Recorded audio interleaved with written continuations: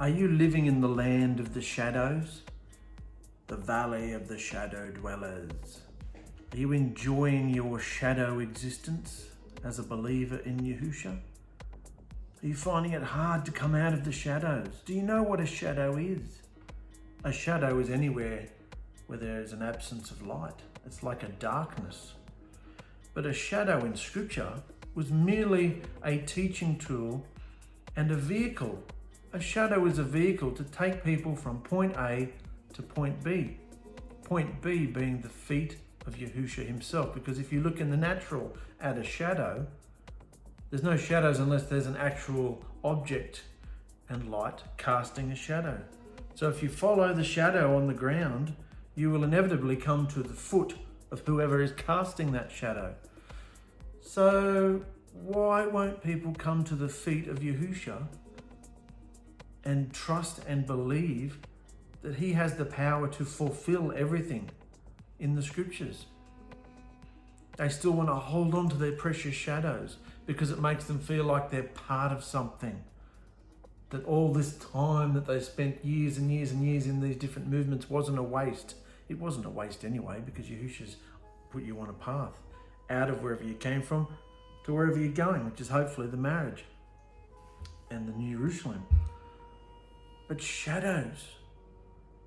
I'm loving the shadows, going through these shadows. Genesis, Exodus, Leviticus, now we're in Numbers or BAMIDBAR. But I'm fully aware that even though all Scripture I know is for reproof and instruction and all the things, every Scripture is important. No Scripture should be left out or missed. It's all for the lives of the believers, for uplifting and encouragement, admonishing and teaching and rebuking, all these things. But I'm not reading it thinking, oh, I have to do that. No, because he's not talking to me. This is a testimony. This was a historical account of what Yahusha was telling his people to do in the wilderness. You know, in Leviticus, what we're up to now, Numbers, sorry. He's telling Israel, this is how you are to behave, this is how you are to dress, this is how you are to eat, this is how you are to sleep, this is how you are to worship, this is how you are to approach me. If you want the portal door, it's all about the portal door, portal door, portal door. If you're going to keep the portal door open, my presence there in your camp. So there's this, remember we talked about that, the esteem, the Shekinah was like a thickness, like a fog, you could feel it. It was like a drunkenness, you know, like such love and joy, because it's who he is, you know. And of course, he could only be in the camp if they were clean.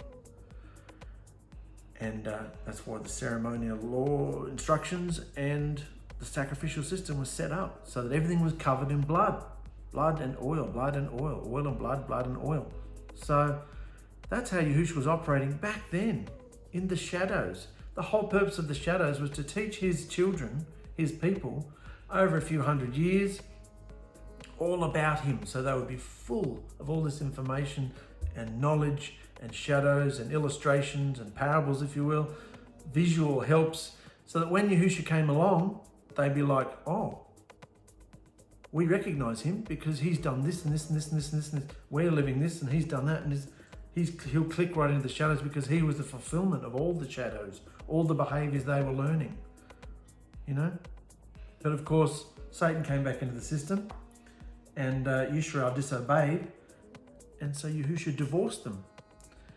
And as we read in our last chapter, our last episode, when they came out of captivity, they just went straight back into the land and set it all up again. Stuff you, we're coming back in there and we'll set up the tabernacle, the temple, and we'll put the curtain back up. No one has to know there's no ark in there or no present. Stuff it, we're doing it. We are who we are, and you can't say that we're not who we are, that we think we are, that where we are.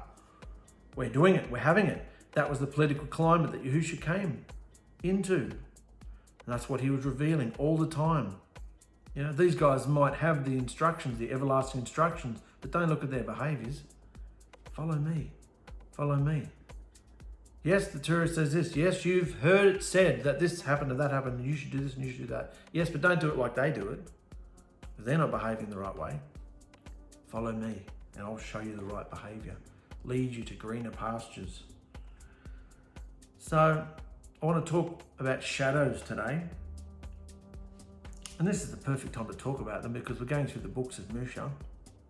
which was where all the shadows were set up. If the shadows are so inherently evil, why did Yahusha instruct them to do it? Because they're not inherently evil. But if you read the scriptures in context, why do you think Yahusha says, meditate in my word day and night? Doesn't mean 24 hours a day, but just means be in the word. Think about it, chew on it. You know, don't just look at the scripture and go, oh, he said to march around the mountain. So, okay, let's go. Today I'm going to march around the mountain. Well, first of all, who's he talking to? Is he telling you to march around a mountain? Or is that a story about someone else thousands of years ago who marched around a mountain 7 times? You know, I'm just a silly illustration, but I'm saying you've got to look at the context. Is he telling you to do this? Or is this a historical account of how he moved in someone's life? Because if that's the case, are you going to move in my life like that, Father? Or are you moving in a different way in my life? And if so, how are you moving? What do I have to do? So that's why, don't look at Israel here when we're going through the scriptures. Israel are a bunch of idiots, immature, little bitching and whining and complaining and having their own way and falling into idolatry and adultery and spiritual fornication left, right and centre. They wanted the world big time. So in the end, he said, here you go, you're divorced, get out. And he took them captive. The Babylonians and the Assyrians took them captive. We are getting ahead of ourselves in the story, behaviour evolution story that we're going through here. But these articles are coming up right at the right time, I believe, because people are getting so caught up in the shadows. And I'm thoroughly enjoying the shadows, but I don't believe that they're for me today.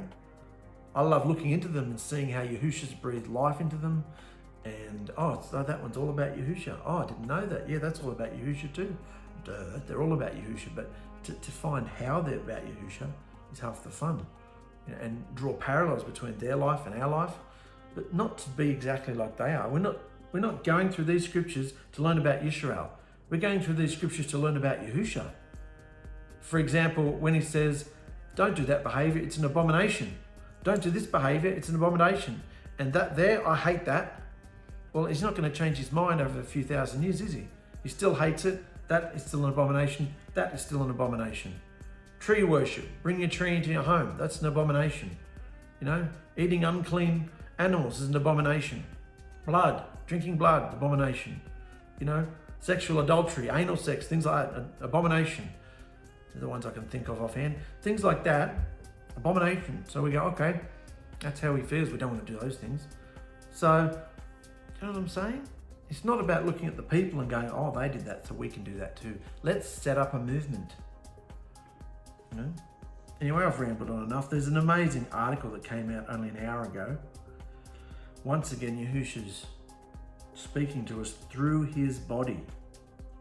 That's what his body's here for, to speak to one another, reason together, uplift one another, encourage one another. Well, this is all about the shadows, because the last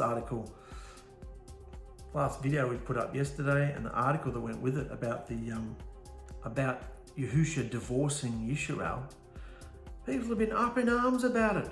No, there is going to be another temple set up and you can't say this.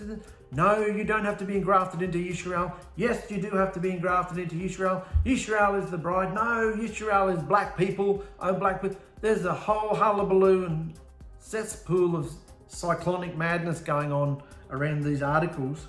Once you start talking about the Jews and Yisrael and all these topics, people start coming out of the woodwork, never seen or heard of them before, coming out of the woodwork, having these opinions about things. Like, yeah, g'day, how you going? Nice to meet you. Why is that? Because people want to defend what they think the foundation of their belief is, which is what they're actually defending is the shadows. People want to defend the shadows so that they can keep doing them. They're in love with the shadows, the liturgy of it, the security of it, not having to step out into the unknown and surrender and believe and trust Yahusha for your day. Kind of like somebody who wants to keep working a wage, even though they might be fully qualified enough to open their own business and make more money. They don't want to step out into the unknown. What if I don't get any clients? When I go to work, I get a wage. If I go and set up my own business, what if I just step out there and nobody wants me and I'm broke? You know, you step out in belief. Stepping out in belief. Shadow dwellers don't want to step out in belief. They want to be surrounded by what they know. On this particular day, I have to blow this. On this particular day, I have to light this candle. On this particular day, I have to build a sukkah on this particular day, on the Shabbat, I have to do this. Everything's, and nothing wrong with the routines, but I'm talking about liturgy and stepping out in belief. Come out of the shadows and see what Yahusha wants you to do. What does the shadow of Messiah's sacrifice mean? What does the shadow of Messiah's sacrifice mean? Hebrews 10. For the instruction, having a shadow of the good things to come, having a shadow of the good things to come, and not the image of itself. So what? Having a shadow of the good things to come, not the image itself, image of itself, of the things, was never able to make perfect those who draw near with the same slaughter offerings which they offered continually year by year. Otherwise, would they not have ceased to be offered? In other words, they would have stopped being offered if they worked. Because those who, and we know those sacrifices were only for unintentional crimes. So, because those who served, once cleansed, would have no more consciousness of lawlessness, of disobedience. But in those offerings is a reminder of disobedience year by year. In those offerings is a reminder of disobedience year by year. For it is impossible for the blood of bulls and goats to take away disobedience, evil, lawlessness. The blood of bulls and goats can't do that. They could with unintentional crimes, but all of us have done crimes intentionally since the beginning of time. Intentional disobedience. So blood of bulls and goats cannot cover that. Yahusha coming into the world said, slaughtering and meal offerings you did not desire. You did not delight in burnt offerings for sin, but you have prepared for me a body. You have prepared for me a body. He said, see, I come in the Megillah of the book. Megillah of the book. It has been written concerning me to do your desire, O Yahuwah. This is the BYNV, guys. I haven't had a chance to tinker with it yet, but it's still amazing. It's all written concerning me to do your desire, O Yahuwah. Yahuwah did not want all these offerings, which are offered according to the instructions. Yahuwah did not want all these offerings. This was a second-rate thing. He wanted the marriage home in the Garden of Eden, for goodness sake. This was all second-rate tiddlywinks. Sundays, kindergarten. Kindergarten. Little toddlers bumming around, tiddlywinking around, funny buggers, silly buggers, all this stuff, shadows and games and things like that to get their attention and teach them about him. He didn't want any of this, which are offered according to the instructions. Verse 9 says, he takes away the first to establish the second. He takes away the first to establish the second. In the shadow, he has cancelled all priestly offerings. No temple and no presence. Cancelled it. Remember in our last episode? He divorced them, cancelled it, gave them a certificate of divorce, which he was legally able to do because they cheated on him. They committed adultery. So he cancelled all priestly offerings, no temple, no presence, gone. He even kicked them out of the land. The land vomited them out. We have been set apart through the offering of Yahusha Mashiach once and for all. The Jewish religion wants to start the animal sacrifices again, trampling the blood of Yahusha, insulting the Ruach of favor. Yahusha offered his body as one slaughter offering for lawlessness for all time. For by one offering he has perfected for all time those who are being set apart. For by one offering he has perfected for all time those who are being set apart. And the Ruach HaKodesh, set apart spirit, also witnesses to us. This is the blood covenant I shall make with them, says Yahuwah, giving my instructions into their hearts. And in their midst I shall write them. Their disobedience and their lawlessness I shall remember no more. So he's still optimistic, isn't he? Even though he divorced them, even though the land vomited them out, even though they were a living curse on this land, and how they've been treated ever since. Yisrael. And he scattered them. We are all the lost sheep of the houses of Israel. The 12 tribes of Israel have all been scattered. And even the tribes that do know who they are, most of them are scattered as well. So everybody's scattered and they don't know who they are. They've been lost. That was part of the curse. That was part of the punishment for disobedience. The sevenfold increase of 390 years, 2730 years. We'll go into that another time. That prophecy of being scattered into the nations, it lifted around the year 2008, because it happened in 722 BC, and 2730 years through time brings you to around 2008. That's around about the time I started waking up to all this sort of stuff. And many people have as well. And the name of Yahusha went out into the world. You know, coincidence? Anyway, that's an amazing topic. We'll do it some other time. Now, where there is forgiveness of these, there is no longer a slaughtering for disobedience. Now, where there is forgiveness, there is no need for a slaughtering. We can have the boldness to enter the set-apart place by the blood of Yahusha. This is the new and living way he instituted for us. Through the veil, that is his flesh, through the portal, that is his flesh. His rent flesh, his flesh and blood, his vessel was rent, and his set-apart spirit, 𝗓𝗏 ℚ went out into the world, into his believers, forming little portals, set-apart places within them. There's no need for a physical temple. There is no need for any other physical temple on this planet. No more animal sacrifices. Got it? Please, it's ridiculous. You're slapping Yahusha in the face. Yeah, that's good and all, but we want to go back to our animal slaughterings. That's good and all, but we want to go back to circumcision. Why?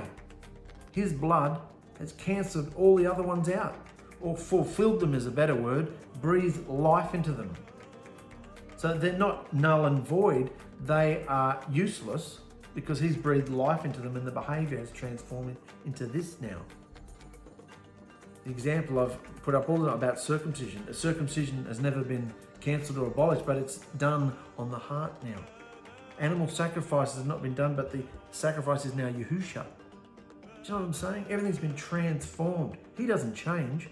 That's why it's exciting to look in the books of Musha at all these instructions and see they haven't been cancelled or, done away with. They've been transformed through time. That way people can't say, I only pay attention to the Old Testament. No, the New Testament's much better. No. They're all relevant to us today. But you have to understand the context of the blood covenant through the eyes and context of Yahusha's blood. Yahusha's blood changed everything. This is the new and living way he instituted for us through the veil portal that is his flesh. He is our high priest. Let us draw near with a true heart of completeness of belief, having our hearts sprinkled from a wicked conscience and our bodies washed in clean water. Hearts sprinkled and bodies washed in clean water. Remember all those ceremonial rituals we talked about? They were shadows. Because look, we don't have to sprinkle blood all over our homes anymore. Yahusha sprinkled his blood on us daily because the sprinkling of his blood exists outside of time. So it's happening for us daily. We're being set apart daily. We can come boldly to him daily. And our bodies have been washed clean in water. Keep the confession of our hope without yielding, for he who promises is trustworthy. The shadow meaning of Yahusha's sacrifice is that he cancelled temple worship and is no longer present there. It's no longer there. It's no longer there. Do you face that? Those of you who are gathering together in assemblies, there's nothing wrong with gathering to help younger believers or, increase your knowledge or mature or grow together or fellowship, whatever. Most of us don't have people around us, but understand, he has cancelled temple worship and is no longer present there. You don't have to go to preachers, teachers, pastors, rabbis anymore to open the door for you, because they don't know where the door is. And if they did, they wouldn't be opening it for you. Yahusha said the door is open. So now all the teachers, preachers, pastors, rabbis stand in the door like the Pharisees did. Standing there, look at me, look at me. There's all these beams of light coming behind them from Yahusha, but they don't want to get in the way. So you come to them first. Look at me. Look at me. The shadow meaning of Yahusha's sacrifice is that he cancelled temple worship and is no longer present there. Instead, he comes to our hearts through the Ruach and opens the portal of his presence within the new temples, our bodies. This is his reign in the hearts of his bride, and she has his message of a new and living way, a renewed covenant. There's no old covenant and new covenant. There was an original covenant that was raised up with several men. But once again, it was cancelled because of their disobedience. And so Yahusha came along and renewed it once again. Remember, he did the same thing with Abram. And when he changed Abram's name into Abraham, he renewed the covenant again there. He renewed it all the time. He renewed it with Musha, because Musha went down the mountain and smashed the tablet. Done. Covenant's done. Stuff, you idiots. You filthy bastards. He smashed the tablets. Covenant, gone. Then he went back up the mountain and Yahusha renewed it through a man. Musha had to do it himself this time. So whenever Yahusha renews the covenant, the blood covenant, he does it through a man. And this time he did it through his own blood. Once and for all. No more temple sacrifices. Can you see how people lifting up the shadows and, oh, we still have to do this and we still have to do that? No. We are the living dwelling place. The Levitical priesthood, gone. You know, the Jews, the Jewish movement, the Yahudim on the earth today, the religious movement, are looking at all the old shadows, living, teaching, insisting that people come under the shadows, because that's where they have all their knowledge wrapped up in. They know the shadows inside and out and all the fulfillments, and they've added all these Talmudic books and everything added to it and arguments, and they know everything about everything. And so if you want to know what they know everything, but if you want to know, you come with money. So it's a huge wank, brothers and sisters. You can have direct access through the portal. And this is why it's so amazing to click in with Yahusha, because he's cheering for the underdog. He's championing the underdog. And we're all underdogs. We're all idiots. We're the base things of this earth that Yahusha has put his spirit in to confound the wise. Through no understanding of our own or no doing of our own, he is doing everything in us. And we're idiots, you know, getting our lives together, getting our finances together, getting our families together, getting everything together. Who of us can say we've got anything, really got anything together? You know, everything's held together by a thread, and every day that we get through another day without any massive drama, well, that's a reason to celebrate. So don't be defending all these shadows anymore. The shadows, there's nothing wrong with studying the shadows, learning about the shadows, but I hope through these behavior evolution studies that the difference between these videos and all the others is, I'm telling you, most of them we don't have to do. You don't have to do that. I'm happy to say it. Not because the text is useless, not because the scripture is useless. Scripture is life. Every word of this text is life because it's Yahusha. He is the living word. He doesn't change, neither does his word. But a lot of these things aren't for us. This is 4, 5, 6,000 years later, some of these things, you know? Not at all relevant to us, but they teach us things. So that's what we're looking at. That's why scripture says meditating in the scripture. So you're not just looking at the text going, oh, I've got to do that. No, you're meditating on it. Chewing on it. Bringing it back up again. Chew on it again.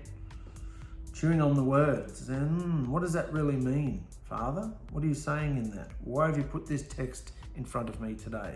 You know?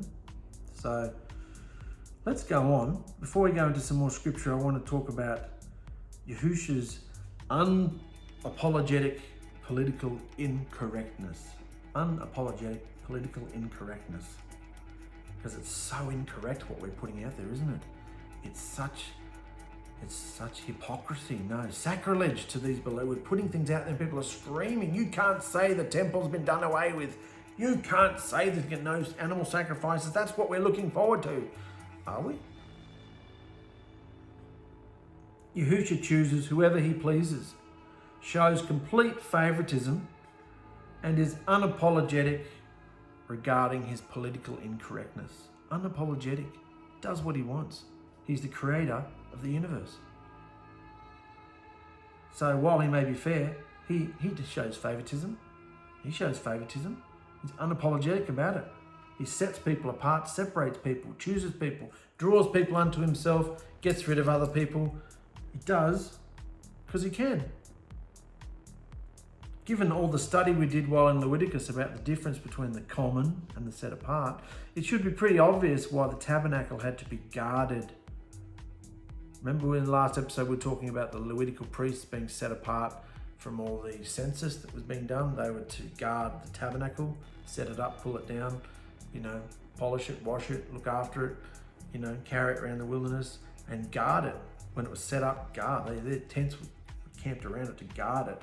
So it's important that the tabernacle was guarded. For if a common Israelite were to touch or enter a set apart place, he was not allowed to, there would be instant death. The tribe of Levi was all that stood between Yisrael and complete destruction by Yahusha. Just as the cherubim and flaming sword were placed outside the Garden of Eden to slay anyone who tried to gain access to the tree of life, the tribe of Levi were to slay anyone who came near the tabernacle portal. This special election of the Levites is similar to when Yaakov adopted Yusuf's two sons, Ephraim and Manasseh, away from Yusuf. That was a very strange thing. Remember when we went through that? That was just unheard of. Remember, Yusuf was getting frustrated. Now, come on, Dad, silly old bugger. You get your hands crossed. You got your hand on the wrong kid's head. Go on, put your hand. No, Yaakov knew what he was doing. He crossed his hands over. You weren't allowed to do that. The eldest was the firstborn. He gets it. No, he crossed his hands over, blessed them differently. He was doing something different. So here, Yahusha's doing something different again. The firstborns had the rights. No, Yahusha took all of, because they used to lift up and worship the firstborns and worship ancestors and all this political correct behaviour. And Yahusha just came along with, no, after the golden calf, he said, no, I'm taking the tribe of Levi. They've repented. I give you all. Firstborns are done. Done with the firstborns. You're not the priests anymore. The Levites. I'm taking the whole nation, whole tribe of Levi. So very strange things. He just does things and against the status quo. After the golden calf incident, Yahusha elected Levi and adopted them away from common Yisrael to be his special servants. Yahusha is not a politically correct being, and he absolutely does not view everyone as the same and equal. He makes distinctions, divides, separates, shows favoritism, and gives people special status. Remember years ago, Bono and all these other people were promoting all this coexist and have tolerance towards the religions. All the religions should come together, And there was a Christian and Islam and all these sort of things, putting all the religions together. Yahusha doesn't do that. He divides and separates, shows favoritism, gives people special status. In fact, the Levites were considered so special and unique that they weren't even considered a part of Yisrael. Did you know that? The Levites were so special and unique. Why? Because they were working right next to the portal. And the portal was the most set apart thing in the universe. So they were set apart because they had to be walking around it and moving near it and very careful to guard their behaviour. So in separating them away from common Israel, Yahusha was substituting or replacing the firstborn of all the other tribes of Israel. And because of this exchange, Yahusha's ownership of the lives of the firstborns was transferred to the tribe of Levi. They were his special set-apart property. We're going to go into this transference of the firstborn to the tribe of Levi in next chapter, I think. So stay tuned for that. They were his special set-apart property. Just as the Levites were specially elected for set-apartness, so are we. So we're looking at the shadows here. What does that mean to us? We don't live in the shadows now. Hopefully, you don't have to. You can come into the light. We have Yahusha. There's a portal open there. Run in and get the light. Run in and come back with your goodies, your fruits, your light, your behaviour. Come back with it. Just as the Levites were specially elected for set-apartness, Why were they elected for set apartness? Because they were keeping the portal open. Their behaviour, their set apartness, their guarding the tabernacle, keeping it separate, allowed him to live there because he couldn't be mixed with the unclean. Remember all those unclean, clean, common clouds that were behind me? So just as that was the shadow, Yahusha fulfilled that, and now we are the priests. This is the tabernacle, the altar is the heart, the Shekinah, the esteem, the portal is open. His presence is there. We're connecting. The dimensions are aligned within our hearts. And it's our job as priests to keep that portal connection. Well, we can't close it, but we can stop going in. We can get distracted and do other things that we might think is important in our lives because I am who I am and I want to do what I want to do. And meanwhile, the portal's still there and he's just, waiting, waiting. So we've literally been separated from all other common human beings on this planet forever. And just as a Levite was not to live and behave as others in Israel, our behaviour is to be different to that of everyone in the world. Because having the living Ruach of Yahusha within us gives us direct access to his dimensional throne room, which elevates us above all other mankind, giving us a special status and favour. And just as the Levites were, we are now servants of the Creator of the universe, and thus are forbidden to attach or affiliate ourselves with anyone or anything that has not been set apart for him. Just as the Levites still dwelt in Yisrael, even though they had been separated from it, we as the bride today are in this world but not part of it. Just as the Levites were guardians of the portal, where perfection and alignment of the dimensions occurred through obedience to Yahusha's specific patterns and behaviours, so too is Yahusha's bride today, a portal of love on this planet. Remember our articles were talking about that, because he loved us, loves us so very much. So how do you feel about that, guys? Coming out of the shadows. It's so very important to be in love with the bridegroom. Look up Shir HaShirim, or Song of Solomon, Song of Shlomo, and see how the bride and the bridegroom feel about each other. That's what we're coming into, a loving relationship and intimacy through the portal. That's what we're learning through that portal door connection, the intimacy, the love that he has for us and we want to have for him, because he wants to marry a perfect bride, one that feels about him the way he feels about her. It's all about love. How do you feel when someone looks in your eyes and really accepts you and loves you? Doesn't your heart melt? Well, that's our emotions, our feelings. We are created in the image of Yahusha, In the very beginning, men and women, there were no men and women. There was a human being called an Adam. He was both male and female, until he got lonely and Yahusha separated his rib and turned it into a woman. But even the woman had no name. The woman didn't even have a title at the beginning. They were both named. They were both considered Adam because they were one in the garden. They were a unified being, two people, but they were one. Until, of course, the serpent stepped in, and we know what happens. And that's when there was a split, and they became two separate people. And that's when she was called 𝗂𝗜. Interesting when you look at it. In the beginning, there was only one. We were created in his image. So all these feelings and emotions and characters and everything that we go through, Yahusha has all this as well. Remember, he's a young man in his flesh, 33 years old. So does that make him more approachable to you? He's alive. He is alive in the other body. He's not up in the sky, up in the cosmos somewhere. He's right here, seated on the thrones of our hearts. Are you entering into that, guys? Or are you too caught up in shadows? Because he's like, come boldly, come to me, come on. No, I've got to go and study this. I've got to go and, because I'll be with you later on, Yahusha, I've got this to do. It's very important because we've got a meeting coming up and I've got to do this. Oh, but son, I'm doing this over here. No, I can't do that right now, Yahusha. Who's running this ship? Who's running your life? Have you surrendered to the bridegroom?